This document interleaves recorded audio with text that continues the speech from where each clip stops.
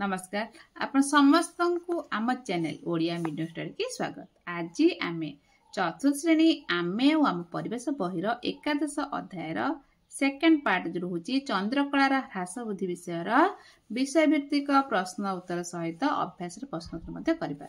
Video आरंभ करने पूर्व जदि आम चैनल सब्सक्राइब करना कि आम चैनल नुआ तो संगे संगे सब्सक्राइब करने आउ डे नक आरंभ कर प्रथम विषय भित्तिक प्रश्नर उत्तर गुड़िक देख पिला माने तुम्हें आकाश चंद्र को देखीच? हाँ देखीच। सब रात्रि चंद्र एका पर देखा जाए कि ना देखा जाए ना। पूर्णिमा रात्रि चंद्र किपर देखा जाए ना गोल। ये प्रश्न पचार उत्तर कौची गोल देखा जाए। पूर्णिमा 2 दिन पर चंद्र से पर देखा जाए कि ना से भर देखा जाए ना। तुम्हें चंद्र आकुच कि परिवर्तन देखुच मन पका। पूर्णिमा दिन गोल थिला तापर टिके अल्प गोल तो टिके अधा खंडिया जो एमती तापर कौन रोचे पूर्णिमा ठारू 10 दिन पर्यंत चंद्र आकृति कि प्रकार परिवर्तन देखुच चित्र का 10 दिन पर्यंत देखिपर आकाश में। तापर आम कौन करना अधिक जिते डेरी हम मतलब पूर्णिमा दिन टिके संध्या मतलब गोल देखा घड़ी मारी उदय हे कौन करेंगे घड़ी मारी पढ़ा घड़ी मारिकी एम घड़ी मारी गोटे घड़ी 48 मिनिट घड़ी मारिकी चंद्र उदय होती।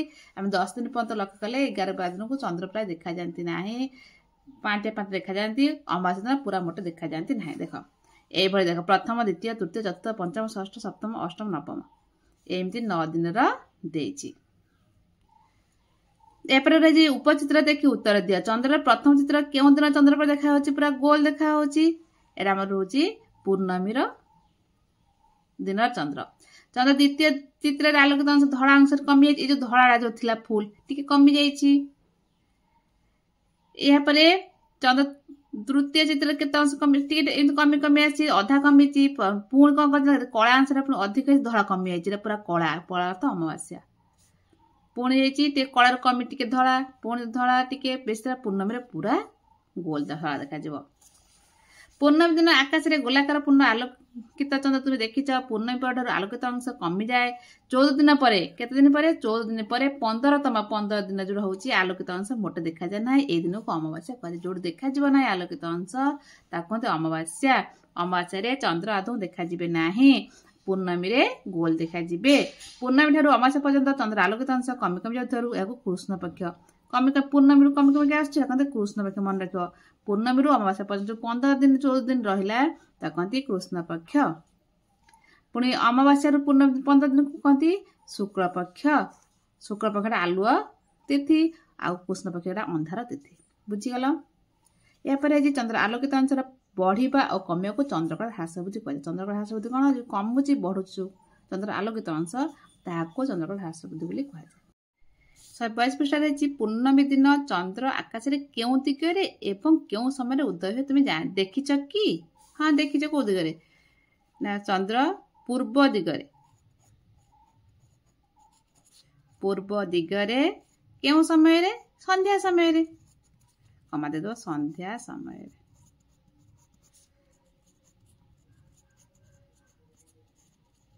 या पर देखो तुम्हें घरे शुणी पूर्णमी पर चंद्र घड़िक पर उठे। एक घड़िक उठे के ना 48 मन एक घड़ी है 48 मिनिट। पूर्णमी दिन पर प्रत्येक दिन 48 मिनिट डेरी चंद्र हुए मान डेरी उदय हुए। अमावास्या दिन चंद्र आलोकित अंश पृथ्वी आड़ को न था तेणु आम से दिन राति चंद्र को देखी पार कहीं चंद्र थाए कि आम देखी पारती ना कारण आलु अंशटा पृथ्वी आड़ को न थाए। ऊपर चित्र देख ये सूर्य रोचे मध्य पृथ्वी चंद्र देख घुरुच निज चारिपटे घुरुची सहित भी सूर्य चंद्र निज चारिपटे घुरा सहित पृथ्वी चारिपटे घुरुची कौन रहा देख ऊपर चित्र चंद्र कलार ह्रास वृद्धि को पर्यवेक्षण कर लक्ष्य कर कौन तुम्हें जान जे चंद्र आवर्तन परिक्रमा समान निज चारिपटे घुरा एत दिन लगे के दिन 28 दिन पृथ्वी चारिपटे घुरा लगे से 28 दिन तेणु चंद्र सर्वदा गोटे पार्श्व पृथ्वी आड़ को रुहे। यह फल आलोकित अंश बढ़े कमे कौन बढ़ुची कमुची ना कारण चंद्र आवर्तन और परिक्रमण काल सामान थिबारु चंद्र सर्वदा गोटे पार्श्व पृथ्वी आड़ को रहे तेणु यह आलोकित अंश बढ़े आ कमे। गोटे मासर प्रत्येक राति चंद्र को लक्ष्य कर दत्त कैलेंडर थिबा कोठरे तारीख लेख और से तारीख चंद्र आलोकित अंश अंधकार अंश चित्र अंकन कर।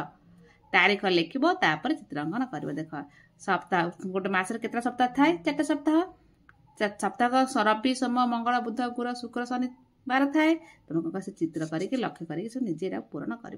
बर्तमान आम अभ्यास कर। अभ्यास एक नंबर गोटे शब्द वाक्य रुत शब्द हो कि वाक्य हो। क चंद्र पूर्णमी दिन क्यों दिगरे उदय हुए ये लिखिदेव क्वेश्चन एवं आंसर लिखिदेव। चंद्र पूर्णमी दिन पूर्व दिगरे उदय हुए। ख चंद्रकला क्या कहती।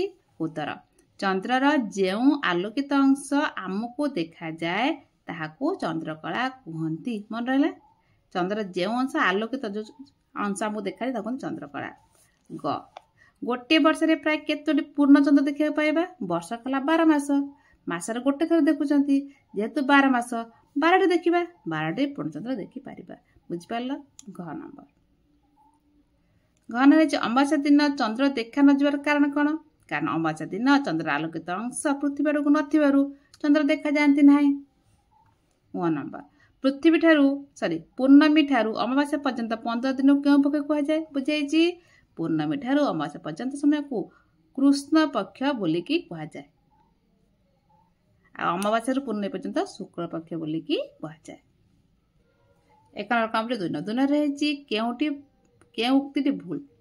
क प्रत्येक दिन चंद्र संध्या समय उदय हुए। सबुदिन संध्या समय ना एरा घड़ी मारिक उदय हुए। ख अमावास्या ठारू पूर्णमी समय को कृष्ण पक्ष कहुए एटा भूल। एटा कहते शुक्ल पक्ष। अमावास्या पूर्ण पर्यंत आलू टे देखा है चंद्र टे देखा है पूर्ण दिन फुल देखा जाती एटा कहते शुक्ल पक्ष। ग चंद्रकला अंश बढ़िया कमिया को चंद्रकला ह्रास वृद्धि कहुए एटा ठीक। घ आम सर्वदा चंद्र गोटे पार्श्व देख। हाँ गोटे कारण तार आवर्तन काल परिवर्तन काल समान जो तार गोटे पार्श्व ही देखी था एटा ही ठीक। तो 2 नंबर कम्प्लीट। या सहित आमर विशेष प्रश्न सरीगला। भिडियो देखिए मतामत दब भल लगे लाइक कर सब्सक्राइब करन सब्सक्राइब करनब। यापर आम ऋतु बदल विषय प्रश्नोत्तर कर। जय जगन्नाथ।